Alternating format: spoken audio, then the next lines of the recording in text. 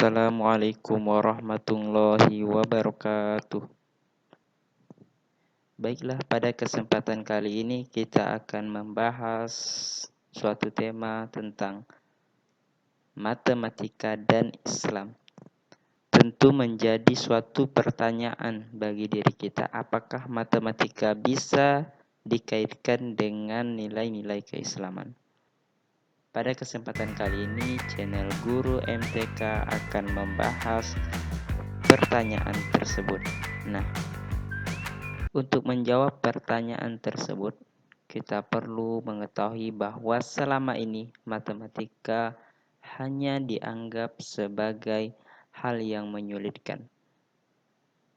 Matematika dimaknai sebagai angka, simbol, rumus-rumus, bahkan dianggap sebagai perhitungan yang menyulitkan.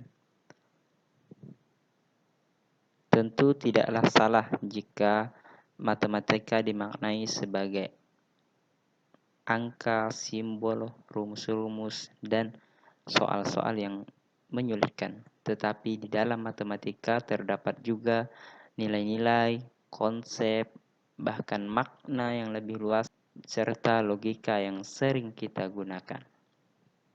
Nah, maka dari itu saya mengajak kita untuk belajar matematika, mendalami matematika lebih dalam. Di dalam matematika terdapat banyak sekali konsep yang bisa kita tanamkan kepada setiap anak. Tentunya ini ketika kita bisa mengajarkan matematika. Ada banyak sekali cara kita membuat pendekatan nilai-nilai keislaman dalam setiap konsep matematika yang kita ajarkan. Pada kesempatan kali ini saya akan menyampaikan suatu pendekatan yang mana bisa kita gunakan untuk mendekatkan nilai matematika dengan nilai-nilai keislaman, yaitu adalah pendekatan ishadi. Apa itu pendekatan ishadi? Yuk kita lanjutkan video ini. Sebelum kita melanjutkan video ini, jangan lupa untuk tekan tombol subscribe dan aktifkan tombol notifikasinya. Ishadi adalah sebuah akronim dari beberapa kata. Ya, ini adalah sebuah metode pendekatan yang bisa digunakan untuk menanamkan nilai-nilai Islam dalam setiap materi matematika.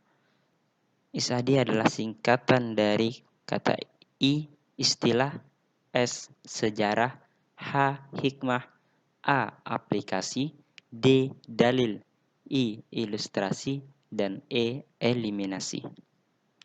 Apakah yang dimaksud dalam setiap kata-kata yang sudah dihimpun dalam suatu singkatan ishadi? Maka kita bahas satu persatu.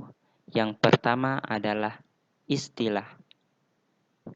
Yang dimaksud dalam istilah di sini adalah kita bisa menggunakan nama, benda, ataupun peristiwa yang bernuansa Islam. Yang dimaksud di sini adalah kita bisa mengganti nama yang sering digunakan di dalam persoalan matematika dengan nama-nama yang lebih dekat kepada nama-nama Islam. Yang kedua, kita bisa mengganti benda yang sering digunakan dalam persoalan matematika dengan menggunakan benda-benda yang lebih dekat dengan Islam.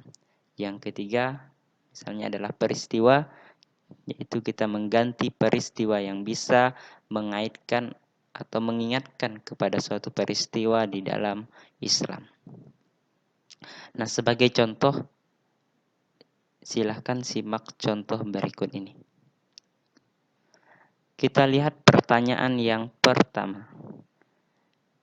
Pak Wandi mau membeli sebidang tanah berukuran 9 meter kali 15 meter yang selanjutnya akan digunakan untuk membangun sebuah ruko. Jika harga tanah saat itu adalah Rp150.000 per meter persegi, maka berapakah harga yang dibayar oleh Pak Wandi? Nah, dari pertanyaan ini kita bisa melihat sebenarnya di sini memiliki nilai wirausaha ya. Dari pertanyaan ini ada sebuah nilai yang dibangun. Nah, tidak ada yang salah dari pertanyaan ini, hanya saja dengan pendekatan istilah kita dapat mengubah soal ini menjadi, kita lihat perbedaannya.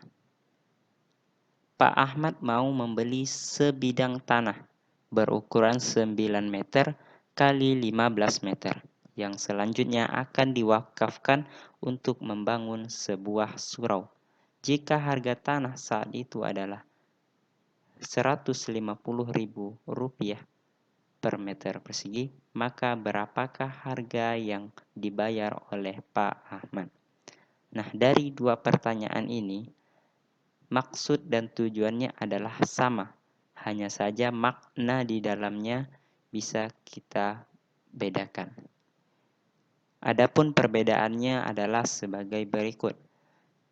Kita lihat dari istilah-istilah yang digunakan di dalam soal. Yang pertama adalah nama. Pada pertanyaan 1, nama yang digunakan adalah Wandi. Ini nama yang cukup umum. Tidak ada yang salah dari nama tersebut. Hanya saja kita bisa mengganti nama yang lebih dekat kepada nama yang bernuansa Islami. Ya, seperti Ahmad atau Fatimah, Ali, Habib, atau Aisyah, dan lain sebagainya. Ini dalam rangka kita menanamkan nilai keislaman di dalam diri setiap anak. Istilah yang kedua adalah peristiwa. Peristiwa yang dimunculkan di dalam pertanyaan 1 adalah bahwa tanah tersebut akan digunakan. Sementara pada pertanyaan kedua, peristiwanya adalah diwakafkan.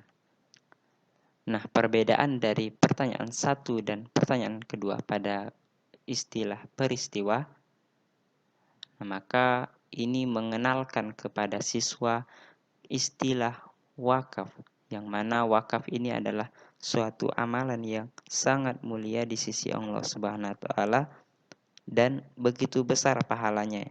Jadi ini sekaligus kita mengenalkan istilah-istilah yang ada di dalam Islam. Yang ketiga adalah istilah benda. Pada pertanyaan 1, Pak Wandi menggunakan tanah tersebut untuk membangun sebuah ruko. Ruko ini adalah sebuah tempat untuk berwirausaha. Sementara pada pertanyaan kedua, tanah tersebut digunakan untuk membangun surau. Nah, surau ini adalah kita ketahui, ini adalah istilah di dalam Islam, yang mana kita ketahui adalah surau ini adalah tempat mendirikan ibadah sholat. Nah, ada banyak sekali tempat-tempat yang bisa kita gunakan untuk mengganti, seperti masjid, musola, atau bahkan pondok pesantren dan lain sebagainya. Ini dalam rangka sekali lagi kita untuk mengenalkan istilah-istilah di dalam Islam. Nah, kira-kira begitulah cara kita mengubah pertanyaan yang sifatnya umum menjadi pertanyaan yang lebih bermakna, ya, dengan pendekatan istilah. Nah, masih ada 6 pendekatan yang lain yang mungkin kita akan bahas pada video berikutnya. Oleh karena itu saya mengajak kepada teman-teman untuk senantiasa belajar matematika dengan mendalami makna yang terkandung di dalamnya. Nah, terakhir, jika kamu memiliki atau punya contoh lain, silahkan tulis di kolom komentar ya. Sekian dulu video kita kali ini, semoga bermanfaat. Sampai jumpa di video berikutnya.